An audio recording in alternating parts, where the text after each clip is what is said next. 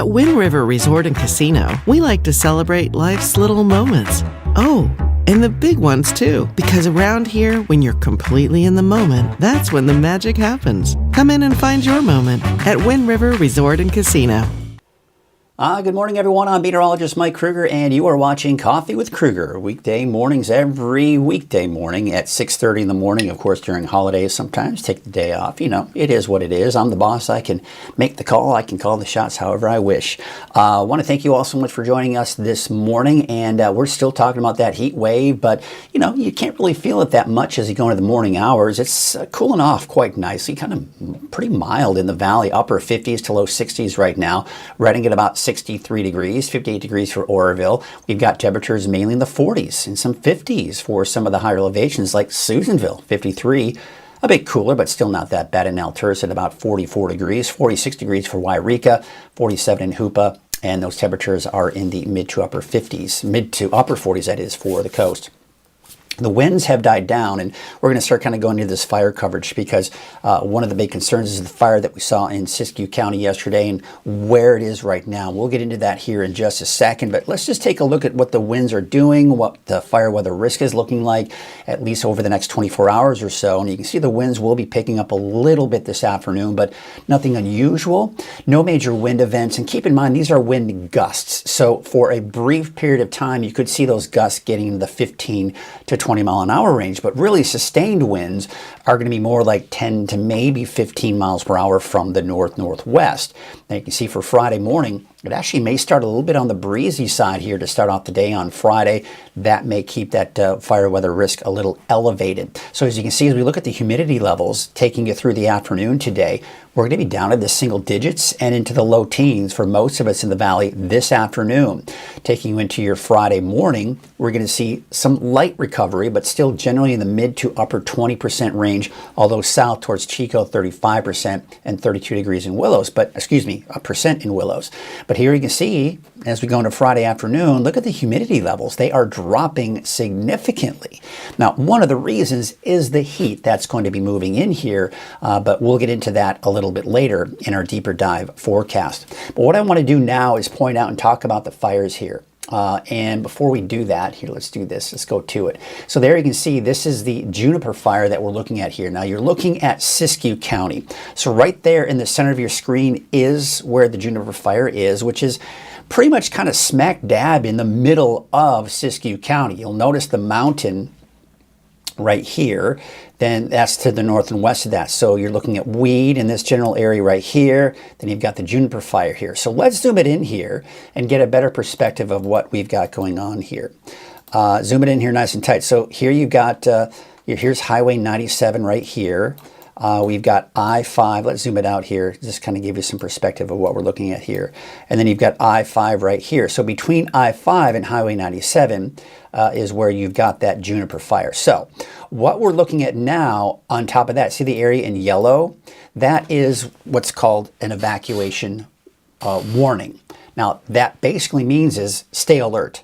You can still be there, but get your stuff ready to go because at any moment's notice, the fire could take off and you're going to have to evacuate very rapidly. So that's what's the evacuation warning. Now, keep in mind, this is the same area yesterday that was under an evacuation order.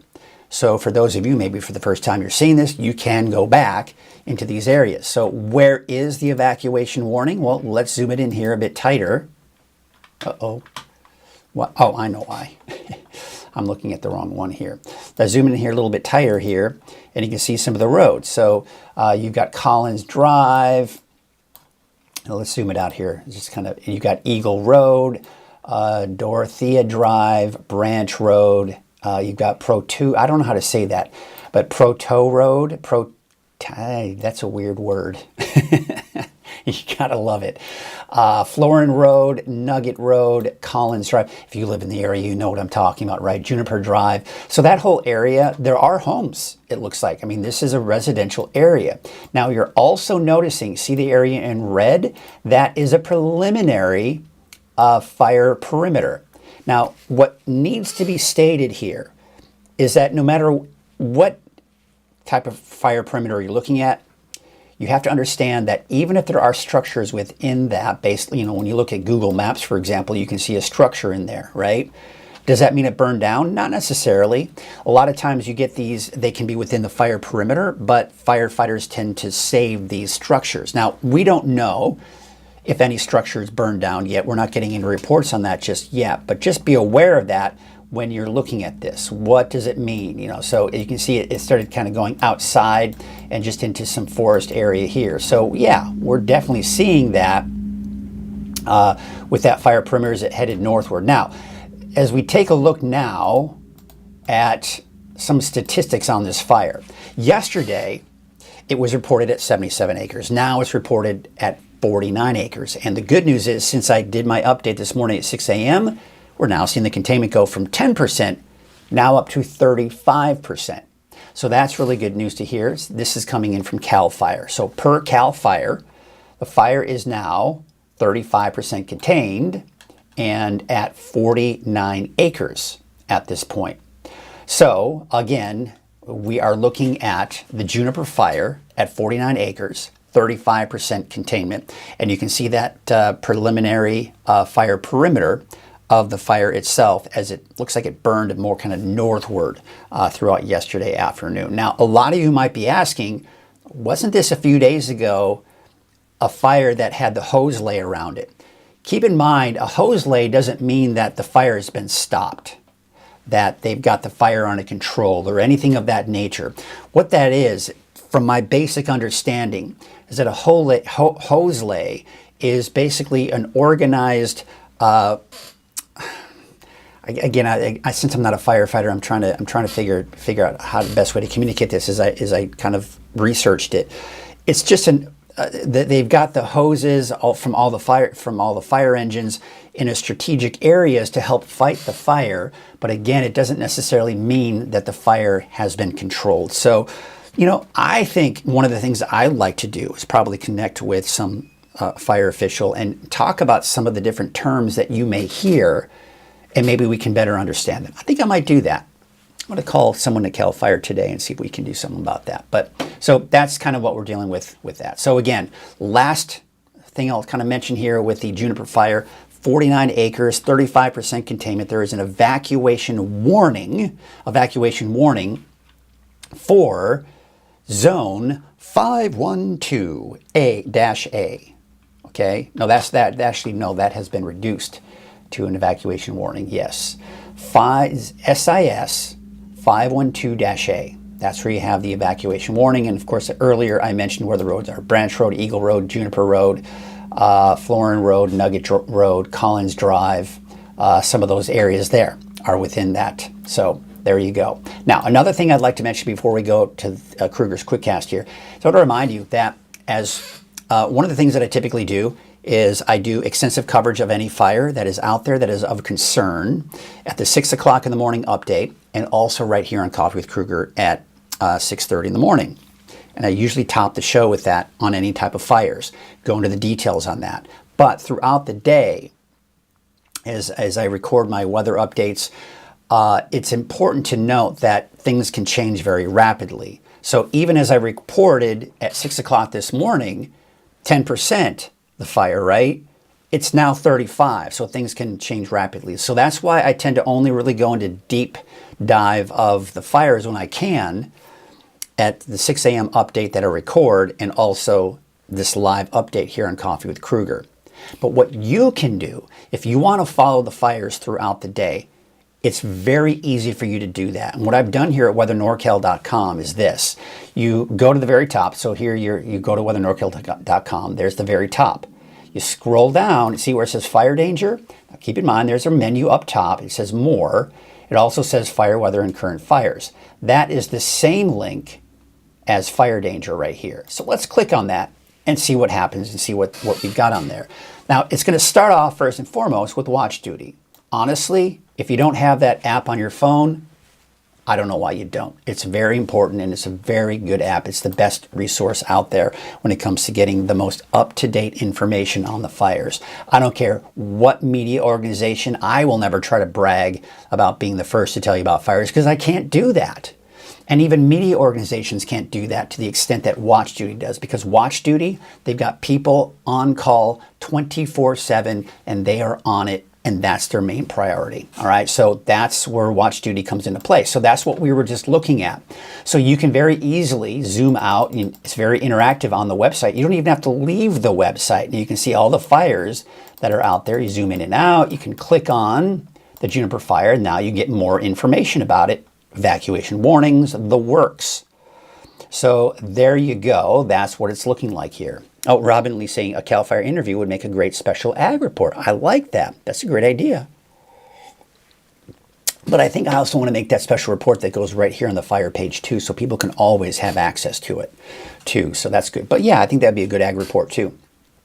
But again, so as we take a look at weathernorcal.com, so the other thing that I've done here, and it tends to want to do that, it takes you down to zone, it's called Zone Haven. I probably need to change this to the Genesis Project.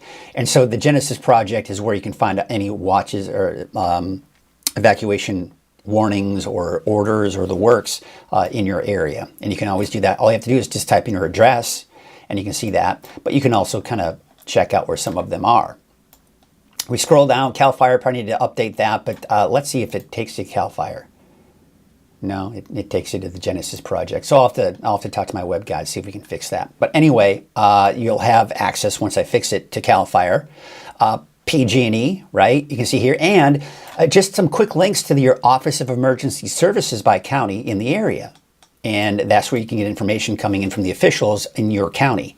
Okay, and then you can also see the fire weather. You've got other types of fire weather data. That is of great resource for you as well. So again, I've taken all of these great links and I put them in one location. And quite honestly, I may have to kind of reassess what I have on here and maybe add some stuff on here as well. So check it out, weathernorcal.com. And then from there, you click on where it says fire danger, or you can go to more where it says fire weather and current fires. Okay. All right. So what do you say we get to Krueger's Quickcast here this morning, Thursday, May 29th. A little late getting to it, but we're talking about fires, so we got to cover those fires first. All right. Here's what we expect as you're heading out the door this morning. You're going to be looking at those temperatures at 8 a.m. in the 50s for the most part in the higher elevations in the coast, upper 60s for the valley at 8 a.m. So you can see the rain up to our north, the clouds up to our north, but we will remain dry, maybe a few passing clouds through the morning hours. But there's a look at Futurecast taking you through the afternoon. We even see some clearing along the coast, although that may be difficult for some areas. So we'll call it at least partly cloudy for the coast and inland, otherwise mainly sunny skies for the rest of us, and then clearing out for tonight, but still that fog along the coast here through tonight into tomorrow morning. There's the heat advisory for Humboldt County. That's in effect for Friday with highs upper 90s, lower 100s. That's also the case for Trinity County temperature-wise. But Trinity County, all the other areas outside of Humboldt County, the heat advisory is in effect until for basically Friday and Saturday. But here's the thing. I think the peak will be on Friday, and it won't be nearly as hot. But we're going to probably shave off about 4, maybe even 5 degrees from Friday to Saturday. So we're going to be on that downward trend as early as Saturday. So here's what it looks like today. Temperatures mid to upper 90s. I think some of the warmer spots in the valley. We've got mainly 80s for the higher elevations, and looks like low to mid 60s along the coast. Tonight looks like mid 60s, give or take, for the valley, 40s for most of the higher elevations, although places like Weaverville, Hayfork in the low to mid 50s, and low 50s for the coast. Let's take a look at that 7-day forecast for the valley. So a couple of things you'll note here in the 7-day forecast, and we're going to talk about this in more detail. The heat wave, not as intense. The cool down for next week, not as impressive. And again, we're going to talk about that in more detail, but bottom line, it is cooling off after this heat wave. Temperatures are going to be around 100 degrees for the inland areas and for Trinity County on Friday, maybe slightly higher. Bigger drop by Saturday for the inland areas, and for Trinity County, you're back in the 80s by Sunday. For Siskiyou, Modoc County, Eastern Mountains. Another thing you'll note, and we'll talk about this more in the deep dive forecast, I've taken out the chance for rain next week. With the less intense cool down for next week, that also means no rain in the forecast either. Wouldn't you know? That's going to do it for Krueger's Quick Cast. And let's stick around if you want to go into the deeper dive. But first, let's go ahead and take a look at some of the great cameras out there. This is coming in from Lake Oroville. It looks like a bit of a breeze, creating some choppiness in the water. There you can see the mainly clear skies out there this morning. That streamer, I don't even know if I see it moving at all. So you got some pretty calm winds out there this morning out at Lake Oroville. Main Street Chico, Highway 32. Looks like we still got plenty of sunshine out there this morning. Plenty of sunshine on Highway 99 at Neal Road. Calm winds out there this morning. Looking at sunny skies in Redding out at Sundial Bridge Drive. And this is on Highway 44 at Sundial Bridge Drive exit, that is. We take a look at Crescent City this morning, and look at that. Some breaks in the clouds this morning, turning out to be a gorgeous, gorgeous start to the day up in Crescent City. We also take a look at Elk Country north of Trinidad. This is just a beautiful shot here as well. Looks like maybe some clouds still lingering, but I do expect to probably see some of that kind of clear out here as we take you into the afternoon hours. Well, today is Thursday, and we have got our NorCal Ag Report, which is sponsored by Lassen County Nursery. I want to thank Kenny Elwood from Lassen County Nursery for his support. He has been there since day one for the NorCal Ag Report and has been one of my key sponsors here since then. So I want to appreciate him. And be sure to give him thanks if you ever see him or see him on social media or the works. NorCal Ag Report, sponsored by Lassen County Nursery, and went to Haas Farm last weekend where they are harvesting the hay out in their area. We're going to learn a little bit more about hay and their harvest in this week's NorCal Ag Report, sponsored by Lassen County Nursery. Hello everyone, I'm Mike Krueger from Weather NorCal. You're watching NorCal Ag, sponsored by Lassen County Nursery, and with me right now I have got Lewis Nash. Right. And you know, when we're on the Nash Ranch, you always think, okay, pumpkins. I mean, look at his shirt. It's got a pumpkin on it, right? So, but you guys do a lot more than pumpkins. Right. So yeah. Behind me right now, here's what I see as a layman.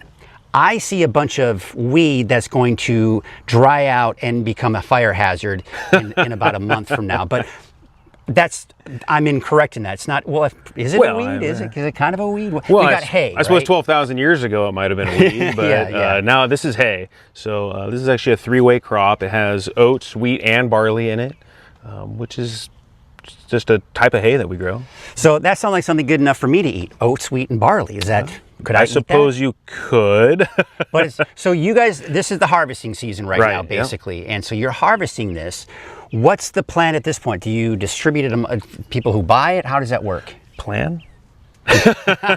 Now we'll continue cutting for several weeks because we plant in stages, and we also plant different crops that have different maturation dates, so that we're not everything's due all at once. Yeah. And then we'll come back through and bale it, and then we sell the bales directly to the end customer. Okay, so that's kind of how it works then. So people know they can go to you. You probably have regular customers. We do have regular customers, and they usually buy out just about what we grow. Oh, that's perfect. We grow kind of for them.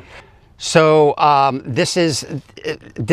it's still kind of in its alive state, because the hay that I think of are the bales of hay that are brown and dry. Right. Is that how that works? And this will dry out quite a bit more. So once we cut it, we're going to leave it on the ground for several days, and there's a correct moisture content you're looking for in the hay before you bale it, which helps it kind of stick together. But it will dry out quite a bit more once it's on the ground. You don't want the crop itself to go totally dry, because then you're going to start losing the seeds as you harvest it. And then it's just going to be on the ground, and you can't really salvage that. So it's a whole process with hay. Yes. And horses, I'm assuming, eat it. That's the main thing. We sell lots of horses, a lot of cows. We have our own flock of sheep, goats, basically any foraging animal. Any is really farm like animal this. is going to be eating hay from Nash Ranch. So I appreciate your time, Of course, and thanks for teaching us about hay. I didn't know a whole lot, and I know that there are so many different kinds of hay. And we actually have several right here right now. Yeah. I can imagine. So appreciate that, and of course you were watching NorCal Ag, sponsored by Lassen County Nursery. All right, once again, I want to thank Lassen County Nursery for their support and their sponsorship of NorCal Ag Report.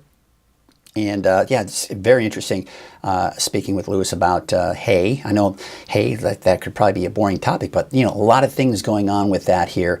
So it was a great learning experience for me, and I hope it was for you as well. NorCal Ag Report every Thursday, once again sponsored by Lassen Canyon Nursery. Speaking of sponsors, here we get another sponsor we need to tell you about, and that's Wind River Resort and Casino. They sponsor Coffee with Krueger. Without our sponsors, Coffee with Krueger and Weather NorCal in general would not be possible. So at Wind River Resort and Casino, enjoy friendly service, a wide variety of specials and promotions, plus all of your favorite slots and table games. Okay, we take a look at our current conditions out there right now, and you can see we're in the low 60s for places like Redding, as well as Chico, 58 degrees in Oroville. We're sitting at about 44 degrees for Alturas, and looks like mid to upper 40s to around 50 for the coast. Crescent City at about 50 degrees right now.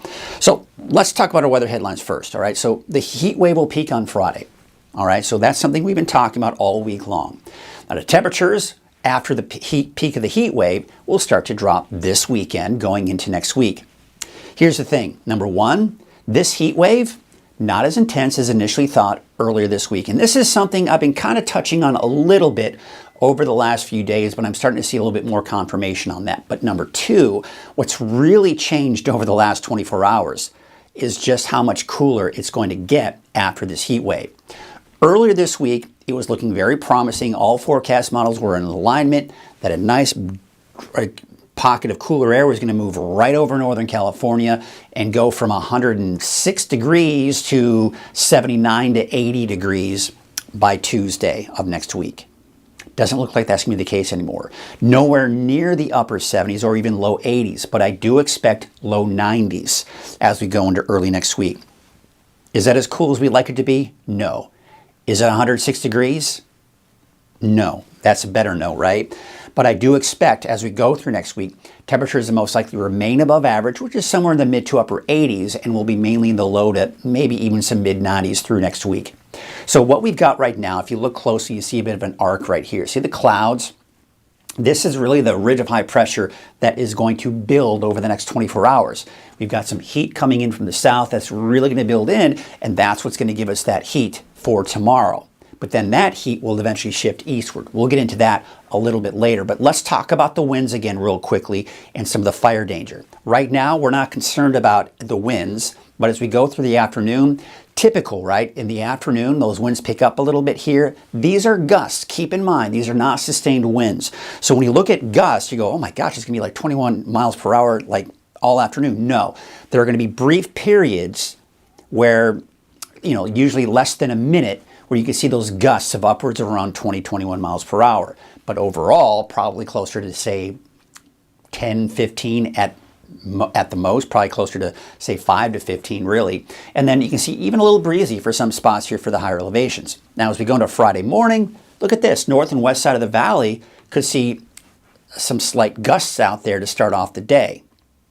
Going through the afternoon, probably not as bad for the afternoon, but then you can see as we go into Saturday morning, fairly calm winds. Saturday afternoon, the wind's actually picking up. Now this is an important key factor here as we go into Saturday. Look at Saturday, 5 p.m., look at the winds. Could see gusts in the 20 to 25 mile an hour range. Keep that mental note as we look at our fire weather risk, because this is something that could be a bit of a concern. So here we are, 8 a.m. this morning. Humidity, not that bad. The humidity levels are these numbers, by the way. So we're in the moderate range. Nothing unusual, nothing to be terribly concerned about, but we can't let our guards down ever, right? So as you go into Friday, yeah, we see some good recovery, 30 to 40%. Now look at this. By tomorrow, we're seeing the fire weather risk go into the oranges. Now we're in the high range. All right, look at the humidity levels. We're down in the single digits. This is Friday, by the way. This is tomorrow. This is when we're peaking that heat wave, right? Then we go into Saturday morning. Look at the humidity, still very low. Teens and low 20s. Remember those winds picking up by Saturday afternoon? Look at the result. We're going to be looking at oranges and reds. Now we're getting between high and extreme fire weather risk. So as those winds pick up, we're still pretty hot on Saturday, even though it won't be as bad as Friday. And you can see just how dry it is. Friday is a day I want everyone to really have in the back of their mind that could be a day that we've really got to be careful. Now, we've got to be careful today and tomorrow. I mean, we know what happened with the juniper fire yesterday, right? So we can't let our guard down, but it does look like conditions are going to get worse as far as fire weather risk is concerned going into the next few days and going into the weekend. Chances for rain are not looking all that good either. In fact, it's not looking good at all. There you can see partly cloudy skies for the north coast. We may see some clouds develop for the higher elevations this afternoon, but that's it. Tonight, tomorrow morning, we do have some fog along the coast as we'd expect. That should burn off and clear out by tomorrow afternoon. Now, Friday afternoon, there you can see some clouds to the south and east, dry and sunny for the valley. Let's take you into your Friday night and into Saturday morning. There's that fog developing again along the coast. Saturday afternoon, well, look at this. All right, just clipping extreme southeastern Plumas County, maybe a stray shower or thunderstorm. We'll have to watch for that. That could be a concern for dry lightning, obviously, so we'll watch it, but nothing terribly concerning at this point. And there you can see, looks like maybe some low clouds and fog along the coast, even for Saturday afternoon. All right, so let's talk about the heat advisory. Now, one of the signs of the heat not being as intense as initially thought, if you recall, earlier this week, we were under an extreme heat watch. Now, the worst is here. So the conditions of the heat are worse from left to right. So if we were on an extreme heat warning, that's the worst it can get. This is when we expect it to be pretty extreme heat, when it will most likely turn into an extreme heat warning eventually. And then this is the lowest category. This is when it says, hey, listen, we're just going to look out for some heat. What happened was, I think it was 2 days ago, the National Weather Service downgraded from an extreme heat watch to a heat advisory. So that's where we are right now. So when we look at these heat advisories, Humboldt County, this is a heat advisory for tomorrow. Highs could get up to 103, but mainly upper 90s to just over 100 degrees. And really temperature-wise for Trinity County, same situation. Upper 90s to just over 100 degrees. But this is for Friday and Saturday. This is just for Friday. And then the valley on the higher end here, maybe 103 to 106. 107 is very top end, possibly some areas getting that hot, but most likely not much hotter than that. And this is through Saturday. Honestly, it wouldn't, probably surprise me if this got downgraded to just Friday. And we're going to talk about that when we look at the heat here. Let's talk about the heat risk first and foremost. And you can see here for Friday, tomorrow, all this red. What does that mean? What is the heat risk? Well, that just basically means that the heat that we're going to be expecting affects anyone. It doesn't even matter how healthy you are. If you don't have a proper way to stay cool or hydrate, this type of heat could be dangerous to you if you're out in it, right? So you're out in this heat, you don't have proper hydration, you don't have a way to stay cool, it could be a dangerous situation for you. Now, you're saying, all right, you're over-exaggerating, you're getting too dramatic. No, I'm not, folks, because here's the thing. Most of us know how to stay cool in these types of situations, and we're usually okay, and most of us are healthy as a result.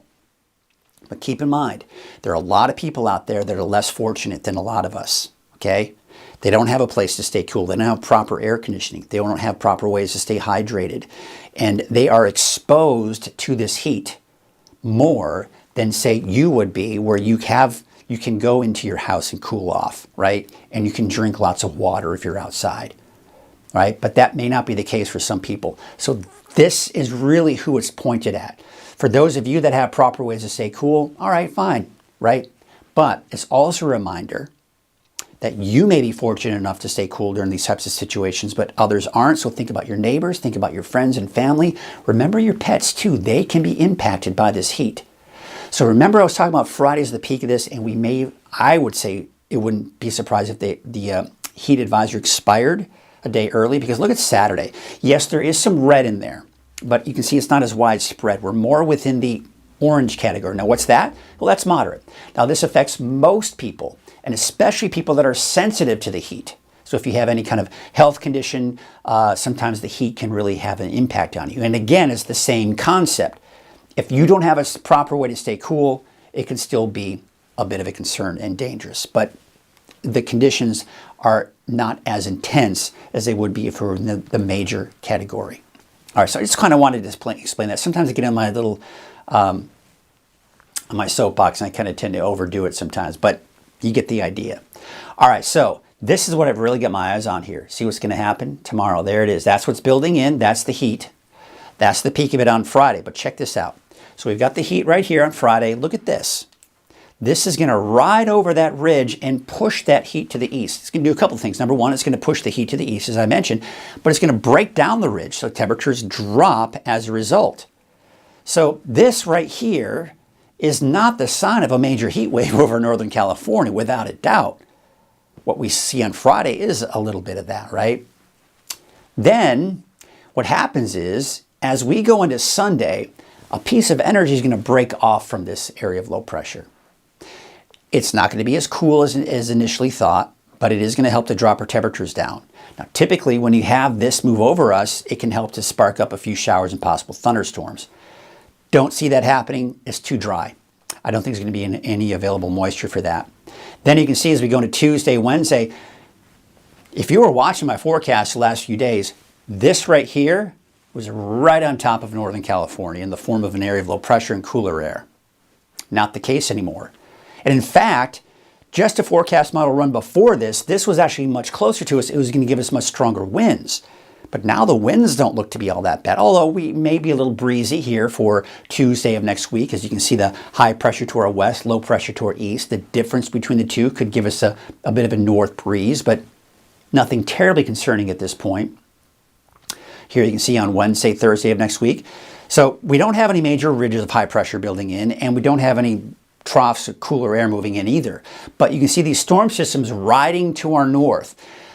In the middle of the summer, this is what we want, folks, because when these cold storm systems ride to our north, they tend to suppress any heat, like you see right here, from building in as strong as they like. So these are a bit of a saving grace for us, if you will. So yes, the bad news is not as cool as we were expecting for early next week, but at least we're breaking away from the triple digits. And the good news is we're going to continue to see this temperatures. They'll be above normal, no doubt there, but it's not going to be excessive. We're talking low to mid 90s. And you can see that on the 10-day trend here. 106, temperatures start to drop. And then you see how it levels out between basically 92 and 96 degrees here for Sunday all the way through that next weekend. Now you can see the average high is about 86, and by the time we do get to the end of next week, it'll probably be closer to 87 or 88 for the average, but you get the idea. We should stay above average here, even once those temperatures do begin to drop. Lake levels are still very healthy. You can see that minor drop here for Shasta Lake, but still increasing out towards Trinity and Lake Oroville, and there you can see 110% of the historical average for Lake Shasta, and 117% for Trinity, and obviously the capacity is still very high on all of these lakes as well, so very healthy with that water. There you can see the wave heights are still fairly low, at least for the immediate coast here, so that's good, but they do start to kind of get a little bit higher as you start heading out. But no smoke craft advisories or anything of that nature yet, but by the time you get into Saturday evening, there is a gale watch for Saturday evening into Sunday. So here's your Trinity County neighborhood forecast. Temperatures are going to be peaking on Friday, dropping again, and really leveling out for the higher elevations, at least for Trinity County, in the mid to upper 80s here through next week. For southern parts of Trinity County, obviously a little bit cooler, 70s there, although Hayfork about 87. Dry conditions for the next 7 to 10 days. There you can see the southern Humboldt County, right around 80, give or take, for Miranda, Redway, and Garberville. 73 degrees for Red Crest. 65 in Ferndale, 67 in Fortuna and Rio Dell, and Hyattsville about 68 degrees. We get up to about 72 degrees Friday, but back down to the 60s by the weekend. 70 degrees for Blue Lake, 63 degrees in Eureka, Willow Creek 86, and 83 degrees in Hoopa. We'll take you up north, 71 for Gasquet, 65 degrees for Klamath, and 83 degrees for Orleans. Siskiyou County, there you can see temperatures in the mid to upper 80s for Highway 96, I-5 in the low 80s. There's the peak on Friday, back down to about 90 on Saturday, 70s through a good portion of next week. Scott Valley today, 83 for Fort Jones, 83 in Etna. That seems to be the magic number for all of Scott Valley for today. Peak on Friday, dropping again Saturday, 70s as we go into Sunday through the middle of next week. Weed, a high of 81, 84 for Mount Shasta, 87 Dunsmuir. dry conditions. Again, you may recall that really all week I've been talking about the chance for showers in the mountains Monday, Tuesday of next week. That's gone. No more. And of course, the much cooler temperatures too by next week is gone as well, but at least it's below the heat wave temperatures. 80 degrees for Hat Creek, 86 degrees for Paynes Creek, and 81 for Beaver. Out towards Lake Albanor and Laston Park. Around the lake, you're looking at temperatures low to mid 80s for your daytime highs, 60s and 70s out towards Laston Park. 85 degrees in Greenville, 87 for Paradise, 81 in Portola. And there you can see Mineral, about 78 degrees. And your valley neighborhood forecast to the south, temperatures in the mid to approaching some of those upper 90s for some of the warmer spots. 103 is the peak for Oroville on Friday, back down to 101 on Saturday. And for Chico, you're up to 104 on Friday, 101 Saturday, back down into the low 90s by Monday, Tuesday, and Wednesday. 95 degrees for the city of Shasta Lake, Redding about 96, Lakehead about 92 degrees for today, and 96 degrees in Cottonwood.